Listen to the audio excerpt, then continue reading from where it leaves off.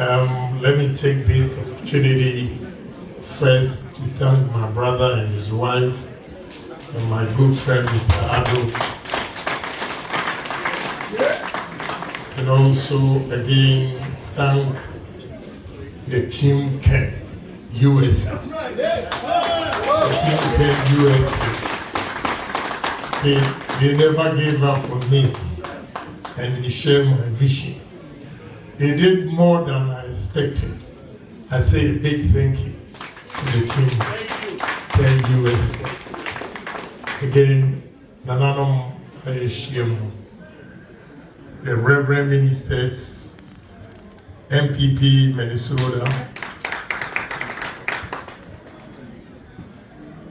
my good friends from Minnesota, Dakota, North Dakota, Chicago, New York,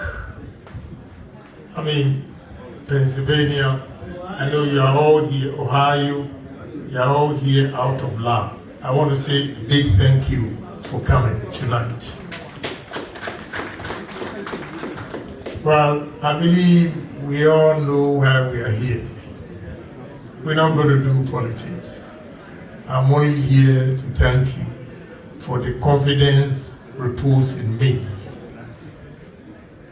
I know it was a tough battle. First time that a single man decided to take the government on.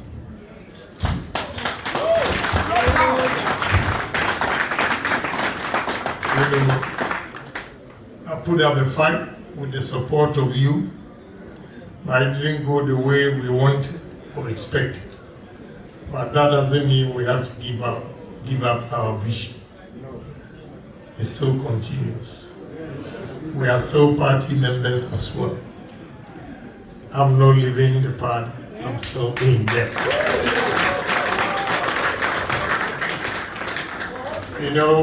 But I'm always happy to see Ghanaians abroad because, you simply get my message because of the exposure you have. And I believe that exposure is the best education any human being can have.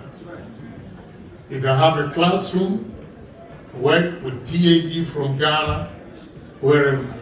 If you don't travel and see how things are done, trust me, whatever degrees you have will not work. That is why I believe in pragmatism. Black people, we believe in theory. We don't believe in practical things.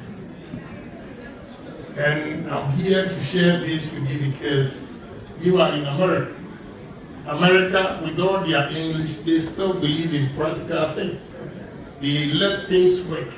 If you see the way they train our kids in our schools, it clearly tells you that it is not only the book.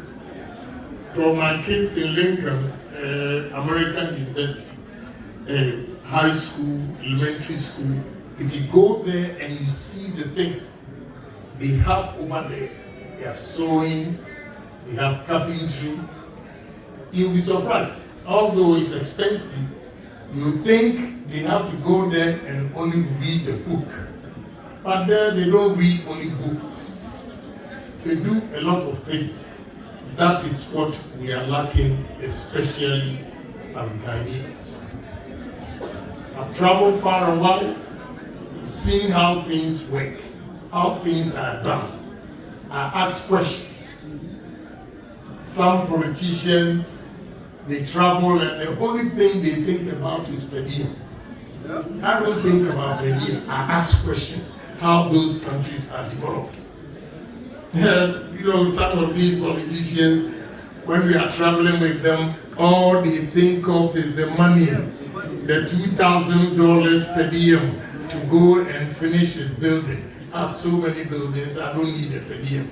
I need to steal the ideas and bring it to Ghana. But, the people have decided we haven't given up. I'm not giving up the vision. I believe in my vision because I've seen it work elsewhere. And therefore, I still believe in it that as Ghanaians, we are human beings. And what Indians are doing in Ghana, we can do it. What Lebanese are doing in Ghana, we can do it. What the Chinese are doing in Ghana, we can do it. Ghana is not poor.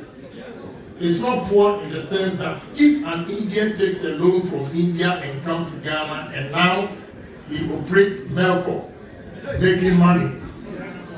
When you go to Paris, there's a young man I met on a flight from China to Ghana, Emirates. He engaged me and he said, you know, I think he attended A&M, Texas. And when he finished, the father gave him $300,000. And this young Lebanese, this year he's 40 years. Go and see what this young Lebanese has done. Why can't we do it? How can you sit here and tell me that Ghana is poor? All the steel companies we have in Ghana are owned by Indians, Lebanese, and Chinese. Towels. We've been in Ghana for so many years, and Chinese have come to set up these industries. What is wrong with us? What is wrong with us? This is what I try to teach my people, that look, Ghana is not poor. What we are lacking is good managers. Good managers are our problems. In the sense that if I establish a business and leave it in the care of my brother, all he does is embezzle the funds and build his house, and by the time I open my eyes, the business has collapsed. Why is it that I'm drawing your attention to something? All the foreign businesses that are succeeding, they are doing well because they have imported their own nationals to take over the managerial sector. And they are doing well. Ghanaian businesses are not doing well because the Ghanaian managers, I'm sorry, I'll tell you the truth, they will just steal your money. That is why they didn't vote for me. Or they know I was going to crack the whip. That would have done it. Yes. Ghana First will not allow individuals to embezzle the state funds at the expense of the poor country. Unfortunately for them, they embezzle the funds and the only thing they know to do is build the house, build the house, build the house. And we have the youth of the country unemployed. Yesterday, I heard that a lot of Ghanaians have gone to UK with a visa or with the intention of going to what? Nursing or whatever profession. They charge them as high as £26,000 and they got there, they have no jobs. What is wrong with us? I have traveled far and wide, east, west, north, south, Ghana, the 275 constituencies that I traveled. God has endowed them with a lot of lands and natural resources. Now, who to lead us? You need leaders with vision. You don't need leaders who speak English, and cannot put food on your table. You know, they will tell you, good to see you, good to see you. Your pocket is empty and they are telling you, good to see you. All these lands that we have, you need to have time. Visit Ghana, go to the rural areas and see what God has given to us and we are not tapping it. So I'm not giving up my vision. Whatever I was telling them, all I'm asking you is to pray for me for long life and good health. And one by one, all the mistakes I pointed out to them, I will execute it and create jobs for the youth of this country. I would have retired completely But when I look at the young men and women that have no jobs in our country, I cannot give up like that. We will continue to fight. And it says, he who fights and runs away lives to fight another day. So I'm not giving up. I'm not somebody who gives up easily. I make sure my travesties and all those things, I change it to be a trump card. Trump. That is what I believe in. So you should all not be disappointed. This is the first time in this life. There will be another time. And that time, the experience we've had through this contest will give us a proper showdown.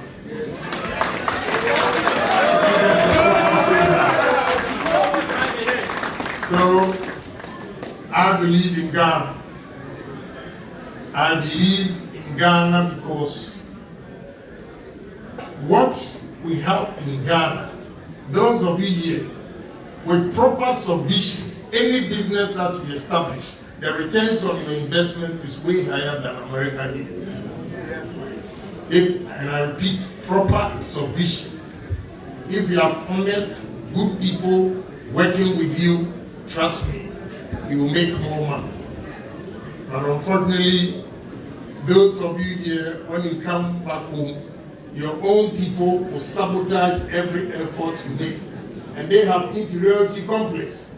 When you are telling them what you have experienced, what you know, they say, oh, you are too known.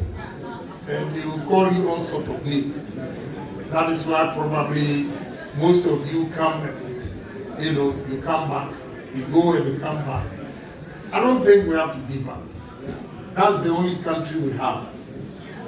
So I stand for 3 pillars: patriotism, honesty, and discipline. And we have to do that first by changing the mindset of Ghanaians. If we don't change the mindset of Ghanaians, we can bring Jesus Christ to take over the country, he will fail. He will fail. So if we are able to educate Ghanaians to take their destiny into their own hands by being patriotic. If you are patriotic, I make a reference in the Bible where it says that love thy neighbor as yourself. If you are patriotic, you love your country. If you are patriotic, you will not steal from the country. So it's very, very important that we inculcate this into Ghanaians. If not, it's a non-starter. We can't do anything with this mindset that we have. It's horrible. Horrible in the sense that foreigners are making money in the country. And we citizens, the only job you see us doing is doing the cleaning of these shops. How? It is all because of our mindset. When we were growing up, they will tell you, oh, say, oh, quite sorry, now who will you see? So anytime they see a white man, they have inferiority complex. They think a white man is better than him. But I say this to give you confidence. At least, he said, from the village. It's true, I'm from the village. But the steel plant alone, I have 38 Indians that I've employed. That boy from the village. I've also employed 38 mechanical engineers fixing the equipment. What makes you think a black man can't do it? We can. We need to challenge ourselves. What we are lacking is the leadership. A man who will take the mantle and speak the truth. Look at your face and tell you that you are wrong. I will put you in jail. And I will jail you. I will jail you. Hey. You give me opportunity. In America here, if you are late and you are fired from wherever you work, do you get reverend to go and beg for you? Do you get queen mother to go and beg for you? Do you get uncles to go and beg for you? It is only Ghana that we have Ohene. When the person makes a mistake, they have a whole chief, and what he has to do is to go and plead on your behalf. This is why they have a problem with me. Because I'll tell you like it is. I'll fire you. If you're a minister, you make a mistake, I'll fire you. That's the only way we can change this country. If not, that is why we are where we are. When I first went there, the firing helped me. I fired a lot of people. And now I have a good set of people working with. I'm not 100% perfect, but at least, yes, the discipline is there. They know that Agyapong, it is going to fire you, and nobody can stop him. I'll fire you. So let's have hope. All is not lost. We still have to believe in God. Let's come together as people, believe in ourselves, that what any white man has done, the black man, you can do it. So we have to challenge ourselves, and that's the only way we can move our country. So nobody should give up. You shouldn't give up because Agyapong lost, we're supporting him and he lost. No. Maybe this is a preparation.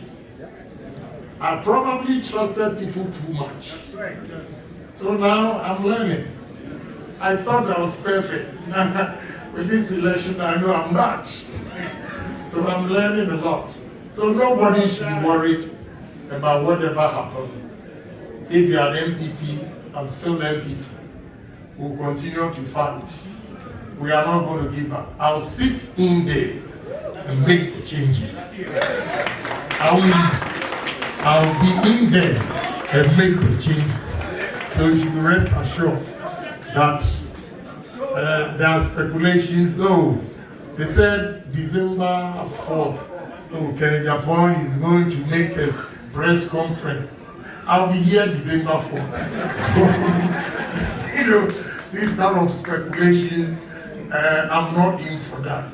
So MPP people should rest assured that Agyapong is still an MPP. I'll continue to be MPP, but Ghana first. If you're MPP, you make a mistake, I'll tell you. So I think it's late. I want to say a big thank you for coming. You've come in your numbers. Anytime I come to Minnesota, I get a full house. And that's a big compliment. So I want to say a big thank you to Minnesota and DJ. It's time for you. Thank you very much. Honorable, please don't go. Honorable, please don't go. You see, this is the only time I get to tell Honorable what to do. So let me enjoy it. We have a surprise for you, Honorable. Let's put our hands together for Nana Biniwa Opontia, the Queen Mother of Asin Man in Minnesota. Please put your hands together.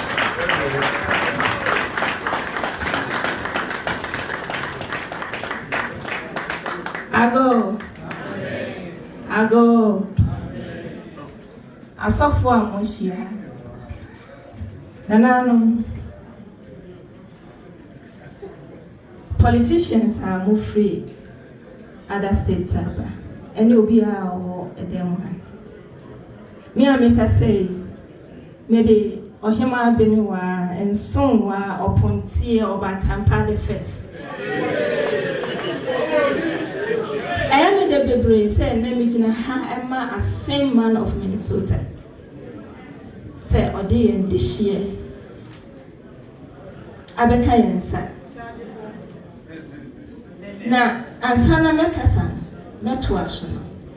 Me kona nanu ho ekobisa say. Na edin akompre kunu kra se chirese. Say yemu bi wa hanu aye nti ase nti na meche mu kakra.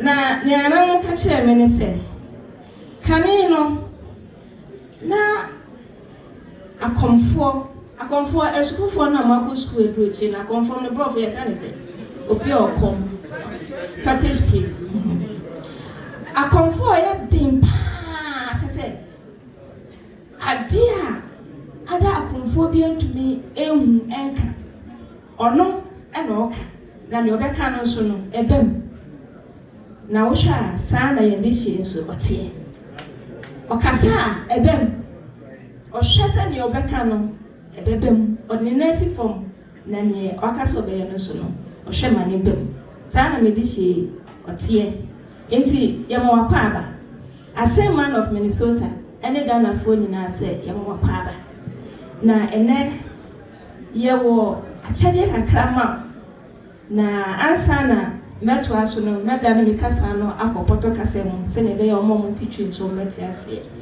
enti on behalf of a same man of Minnesota, we are presenting this citation of honor to you, Honorable Kennedy Ohene Agyapong. And it reads, this is being presented by the Ascent Man Association of Minnesota to Honorable Kennedy Agyapong, Member of Parliament of Ascent Central of Ghana, for your exemplary leadership, statesmanship, and your commitment to better the living conditions of the people of Ghana. Ghana first. Again, Ghana first. Congratulations. Thank you. This is a surprise to me. I didn't know you have association here. So, Nana, the Queen Mother, I say a big thank you to you. And the Ascent Man Association, Minnesota, I'll say thank you. This is a surprise to me. And whatever you say to me, whatever is written here, encourages and emboldens me to do the right thing or continue to do whatever. So I promise you, I will make Ascent proud. Thank you. Thank you, Honorable. This is Minnesota, and we know what time it is, Honorable. Make a swag.